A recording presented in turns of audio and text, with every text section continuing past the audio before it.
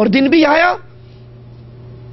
آپ نے کہا عائشہ رضی اللہ تعالی عنہا، جس دن میں لا الہ الا اللہ کا پیغام لے کر طائف کے کچھ سرداروں کے پاس گیا، میں نے ان کے سامنے توحید کی دعوت کو پیش کیا، انہوں نے میری اس دعوت کو قبول نہ کیا، ٹھکرایا، مذاق اڑایا، اور ان ظالموں نے، ان کافروں نے میرے آقا امام الانبیاء علیہ السلام کی صرف دعوت کو ہی نہیں ٹھکرایا، اپنے قوم کے اوباش بدماش نوجوانوں کو امام الانبیاء کے پیچھے لگا دیا، جو آپ پر پتھر سنگباری کرتے رہے، آپ لہو لہان ہو رہے، زخمی ہو گئے.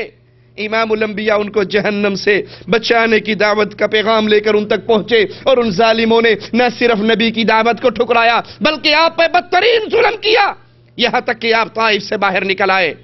امام الانبیاء علیہ السلام فرماتے ہیں، میں نے اپنے سر کو اٹھایا، میرے سر کے اوپر بادل کا سایہ، اس بادل میں جبرائیل نظر آئے، کہنے لگے یا محمد صلی اللہ علیہ وسلم، تیرے رب نے تیری باتیں سن لی، تیری قوم کا جواب بھی سن لیا، تیری باتیں بھی سن لی، تیری قوم کا جواب بھی سن لیا، ان کی اس گندی حرکت کو بھی دیکھ لیا، اب پہاڑوں کا فرشتہ میرے ساتھ بھیجا ہے، یا محمد صلی اللہ علیہ وسلم، جو جی میں آپ کے آتا ہے اس کو حکم دے دیجئے، یہ اسی کو مانے گا.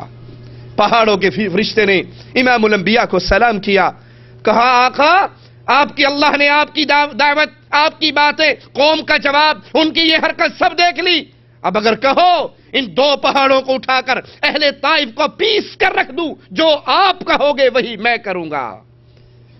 وہ صرف دعوت کو نہ مانتے، ہمارے آقا کو پتھر تو نہ مارتے، لہو لہان تو نہ کرتے، اوباشوں کو آپ کے پیچھے تو نہ لگاتے، لیکن سنیے اللہ کے پیارے حبیب علیہ السلام کافروں کے لیے بھی رحمت بن کر آئے. اس سارے ظلم کے باوجود امام الانبیاء نے کہا نہیں، اس پہ پہاڑوں کے گرانے کی باتیں کرنے والے، مجھے امید ہے یہ نہ صحیح، ان کی نسل جو نکلے گی، ان کی اولادیں ضرور اس دعوت کو قبول کرے گی جس دعوت کو آج انہوں نے ٹھکرایا ہے، ان کی اولادیں ضرور لا الہ الا اللہ کا کلمہ پڑھیں گی. اے اللہ میری اس قوم کو ہدایت دے دے، میری قوم مجھے نہیں جانتی.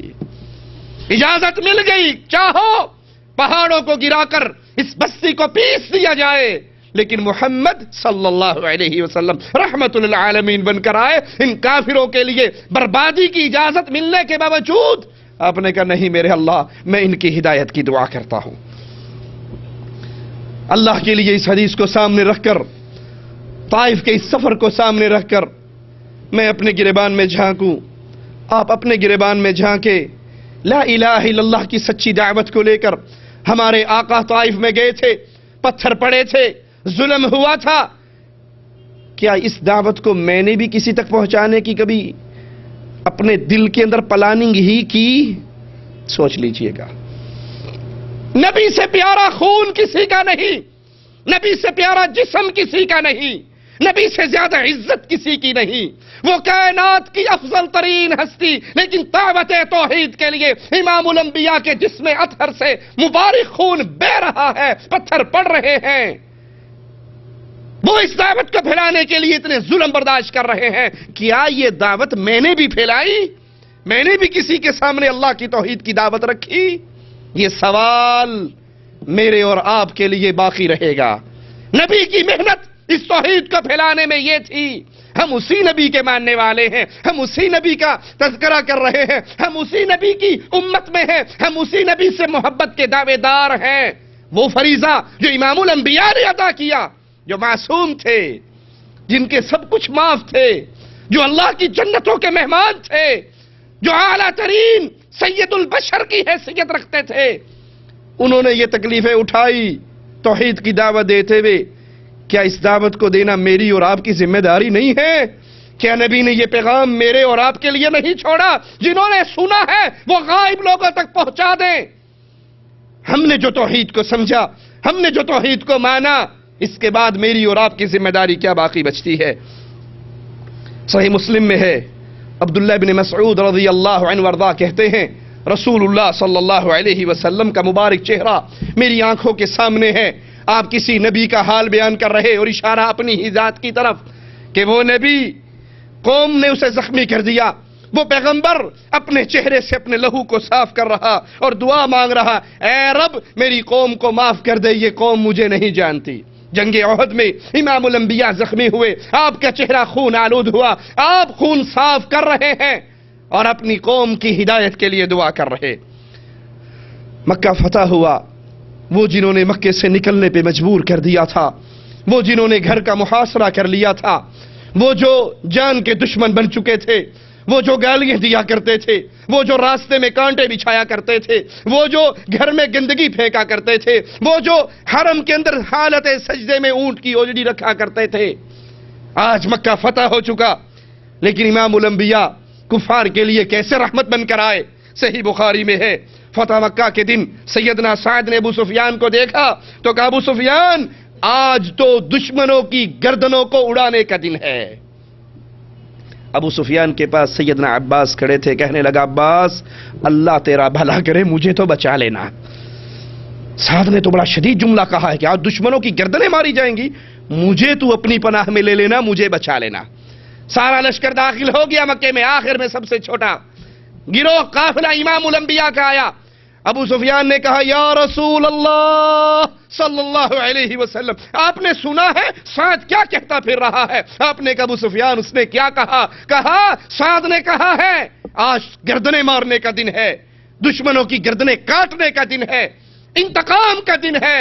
محمد کریم صلی اللہ علیہ وسلم نے فرمایا، ابو سفیان سعد نے غلط کہا ہے، آج تو کعبے کی عزت کو بلند کرنے کا دن ہے، کعبے پہ غلاف چڑھانے کا دن ہے۔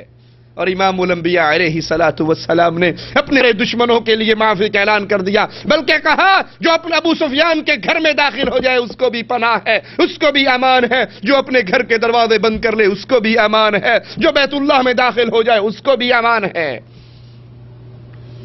آپ پوری انسانیت کے لیے رحمت، کفار کے لیے رحمت۔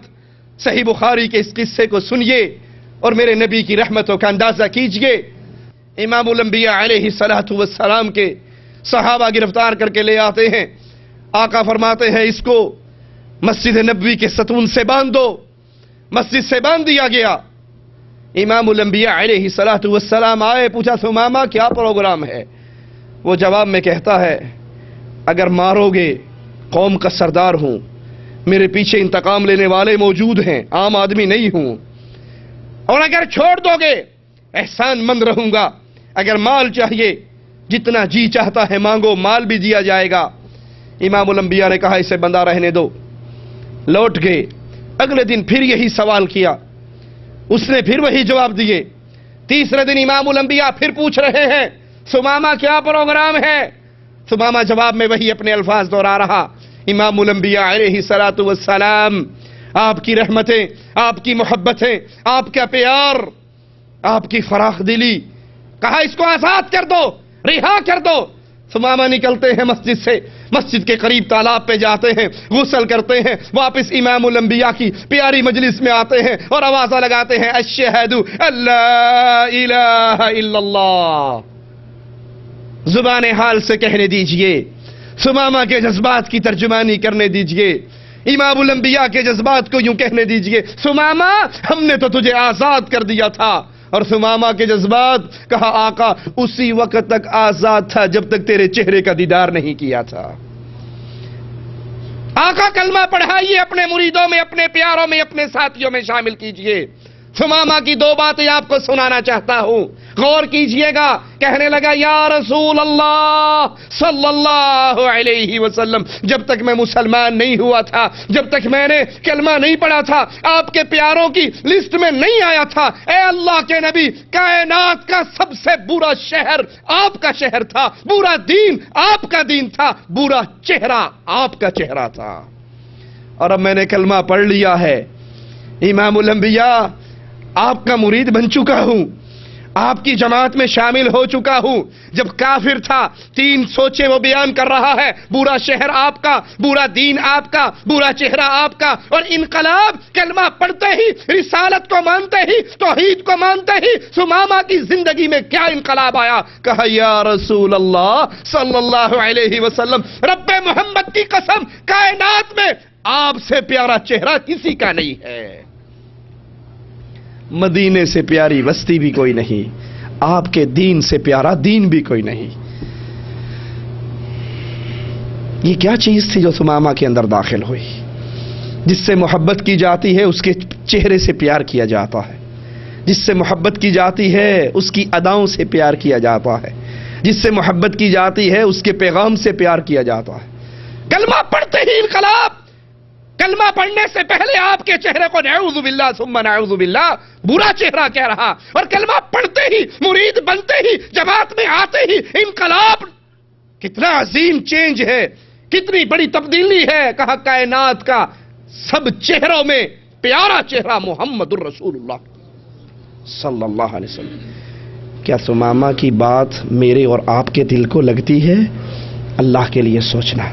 کیا میں اور آپ بھی تسلیم کرتے ہیں کائنات کے سارے چہرے ایک طرف، مصطفیٰ کا رخ انور ایک طرف، نبی سے پیارا چہرہ کسی اور کا نہیں ہے؟ مانتے ہو؟ اگر مانتے ہو تو ذرا سوچو ہم چہرہ کس کا بناتے ہیں؟ ہمارے لیے آئیڈیلائز چہرہ کون سا ہے؟ نبی کا چہرہ تو داڑھی سے مزین تھا، نبی کا سینہ اطہر آپ کی داڑھی مبارک ڈھانپ لیا کرتی تھی۔ اگر ہمیں بھی نبی سے پیار ہے، میں تو کہیں مجوسیوں جیسا منہ بنا رہا ہوں، کوئی ہندوؤں جیسا منہ بنا رہا ہے، کوئی یہودیوں جیسا منہ بنا رہا ہے، کوئی مجوسیوں جیسا منہ بنا رہا ہے۔ ثمامہ کا ایک لمحے کا انقلاب، کائنات کا افضل ترین چہرہ آپ کا۔ اگر مجھے اور آپ کو بھی اس بات پر یقین ہے تو سنت مصطفیٰ کو ذبح کرتے ہوئے اپنے دل سے پوچھا تو کرو، کہیں میں نبی سے محبت کر رہا ہوں یا اس عمل سے نبی سے نفرت کر رہا ہوں؟ کلمہ پڑھتے ہی انقلاب کیا آیا کرتا ہے؟ کہتے ہیں یا رسول اللہ صلی اللہ علیہ وسلم، میں جب چلا تھا، عمرے کا ارادہ تھا، آپ کے ساتھیوں نے اریسٹ کر لیا، اب کلمہ پڑھ کے میں آپ کے ساتھیوں میں شامل ہو چکا، یا رسول اللہ صلی اللہ علیہ وسلم آپ اجازت دو گے تو عمرہ کروں گا، آپ اجازت نہیں دو گے تو عمرہ بھی نہیں کروں گا۔ یہ انقلاب ہے لوگوں، یہ اتباع ہے لوگوں۔ حالانکہ وہ جانتا ہے کہ اسلام کے علاوہ بھی مشرکین مکہ عمرہ کیا کرتے تھے اور مسلمان بھی عمرہ کرتے ہیں، لیکن اسلام لاتے ہی تبدیلی کتنی بڑی آ رہی ہے۔ عمرے کی نیت تھی، لیکن اب میں غلامی رسول میں آ چکا ہوں، اجازت دو گے تو اللہ کے گھر کا عمرہ کرنے جاؤں گا، اجازت نہیں دو گے تو نہیں کروں گا۔ یہ ہے وہ انقلاب جس کی آج ہمیں ضرورت ہے۔ فرمان مصطفیٰ سنیں، حدیث رسول سنیں، قول رسول سنیں، نبی کے عمل کو دیکھیں اور سنیں، پڑھیں، فوراً زندگی کو چینج کر لیں کہ زندگی نام ہے محمد کریم صلی اللہ علیہ وسلم کی اتباع اور اطاعت کی۔ مکہ پہنچتے ہیں ثمامہ، مکہ کی پارٹی، ابو جہل کا گروہ مکہ سے باہر آ کر استقبال کرتا ہے، توہین کرتے ہوئے کہتا ہے ثمامہ تو صابی ہو گیا ہے۔ ثمامہ کیا ہو گیا؟ صابی ہو گیا۔ صابی کسے کہتے تھے؟ جو بزرگوں کے دین کو چھوڑ دیتا تھا، اس کو کہتے صابی ہو گیا ہے۔ بزرگ کہتے ہیں لات کو سجدہ کرو، عزا کو سجدہ کرو، ہبل کو سجدہ کرو، اور ثمامہ تو بزرگوں کے دین کو، آباء و اجداد کے دین کو ٹھوکر مار چکا ہے۔ وہ کہا کرتے تھے صابی ہو گیا ہے، آج کوئی توحید کو مان لے تو کیا کہتے ہیں؟ تو ابی ہو گیا ہے۔ دونوں مشرکوں کی باتیں قریب قریب ملتی ہی ہیں۔ کہا رب محمد کی قسم میں صابی نہیں ہوا ہوں، بلکہ میں نے تو اتباع محمد الرسول اللہ کی ہے صلی اللہ علیہ وسلم۔ سنیے کلمہ پڑھتے ہی انقلاب۔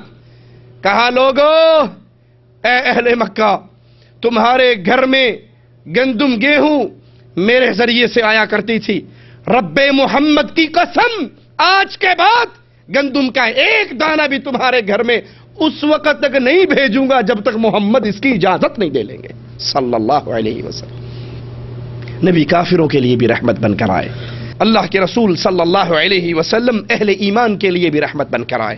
صحیح مسلم میں ہے، سیدنا انس کہتے ہیں امام الانبیاء علیہ الصلوۃ والسلام مسجد میں داخل ہوئے، دو ستونوں کے درمیان ایک رسی کو بندھے ہوئے دیکھا، پوچھا یہ رسی کس کی ہے؟